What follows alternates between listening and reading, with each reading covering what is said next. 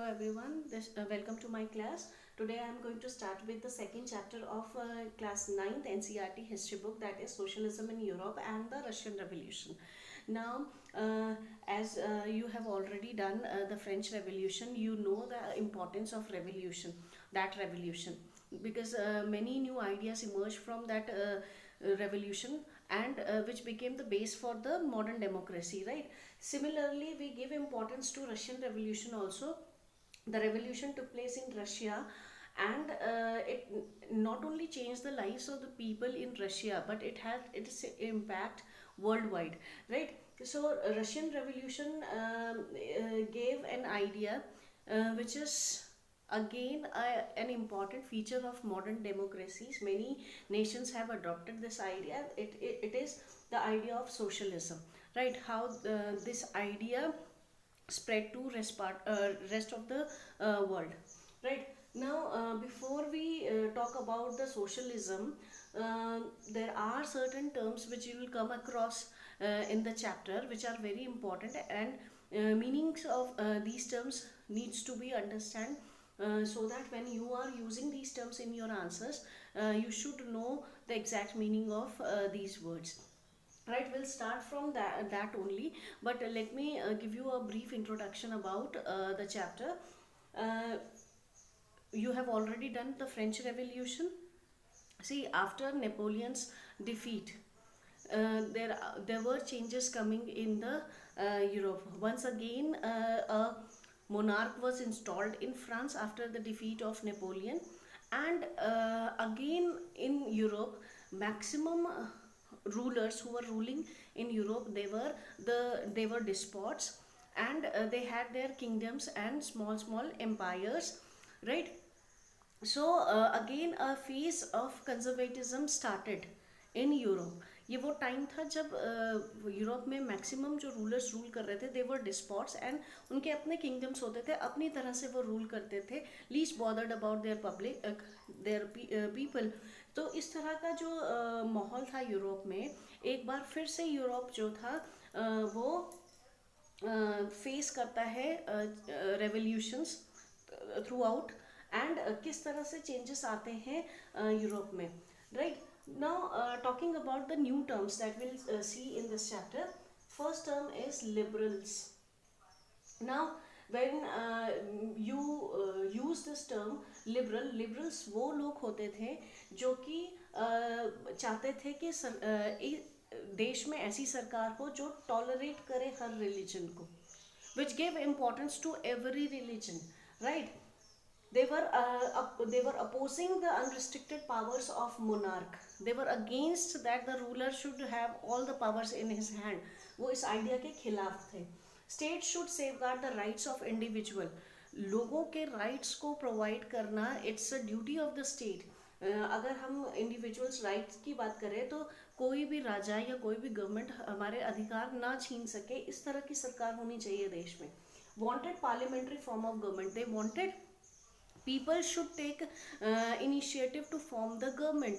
वो वोट द्वारा government form करना चाहते थे. राजा ना हो देश में, बल्कि उसकी जगह पार्लियामेंट हो जो कि जनता चुने, राइट? बट वो कहीं पर भी यूनिवर्सल एडल्ट फ्रेंचाइज को सपोर्ट नहीं करते थे.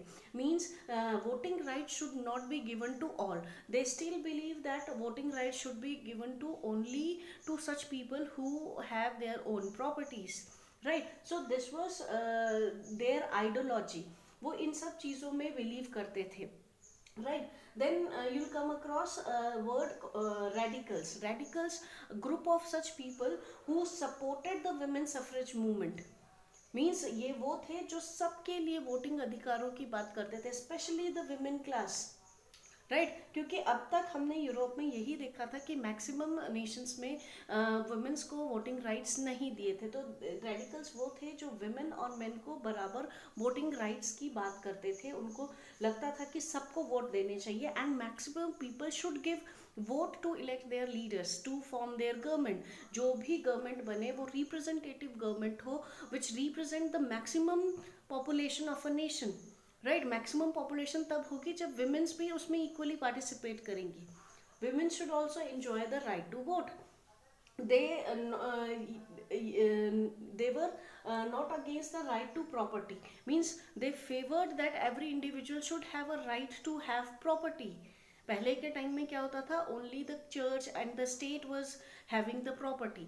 अब क्या ये चेंज चाहते थे कि हर इंसान को प्रॉपर्टी लेने का अधिकार हो. Every person should have property. अगर कोई लेना चाहता है तो ये उसका राइट हो, जबकि पहले ऐसा नहीं होता था.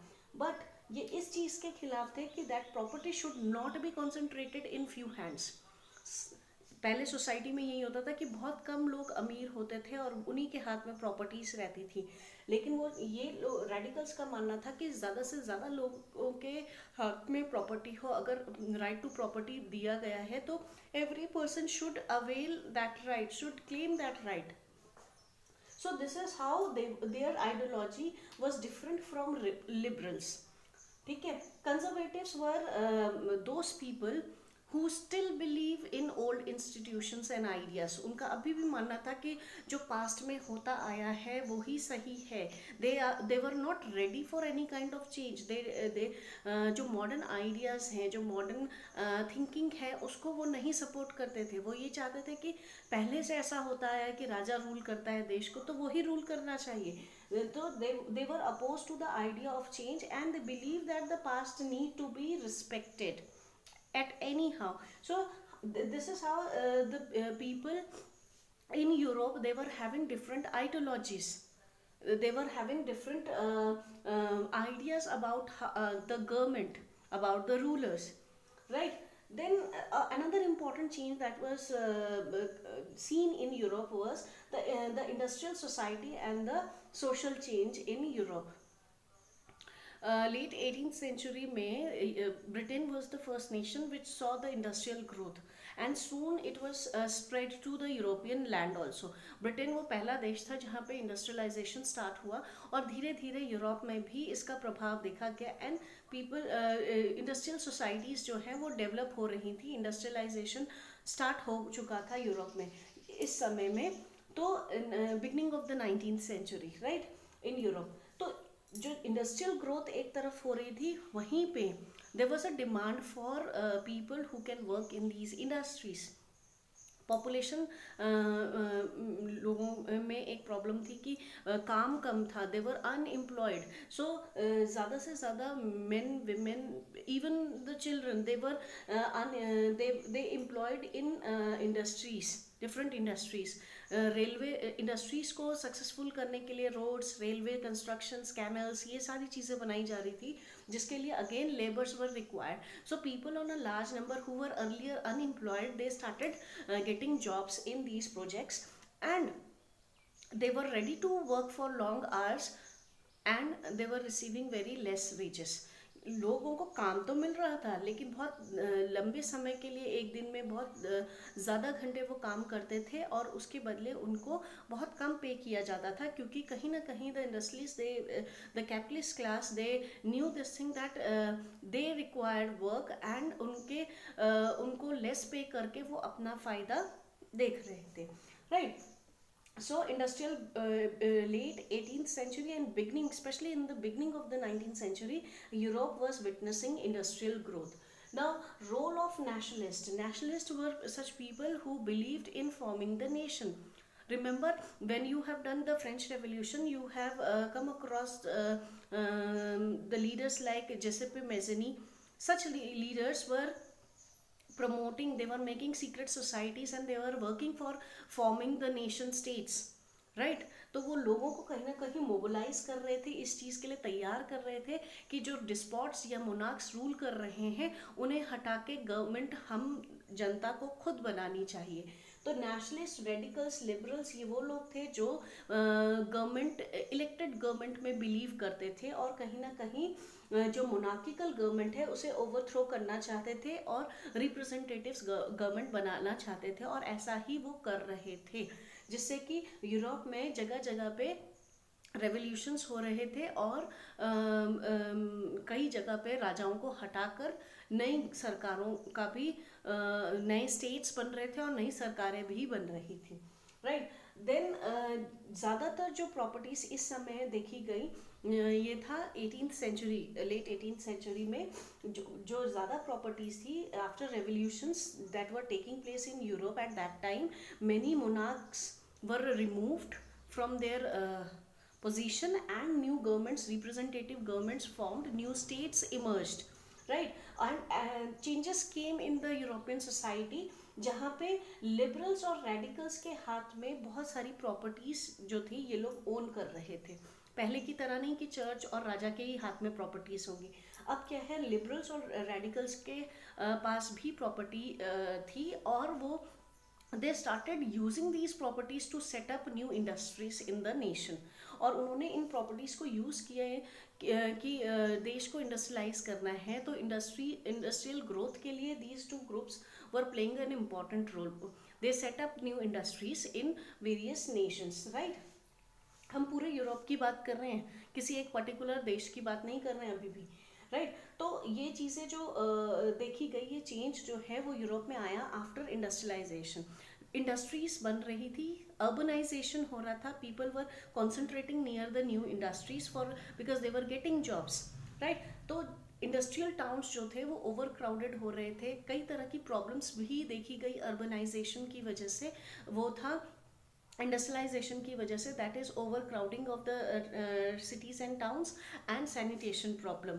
ठीक है, low wages for the workers, these were the problems जो हम through out the this chapter will discuss, right? तो बट ये रेडिकल्स और लिबरल्स जो थे, now they were the factory and industry owners and they do believe in the individual efforts, labour and enterprises. वो believe करते थे कि सिर्फ इंडस्ट्री खड़ी करने से कुछ नहीं होता.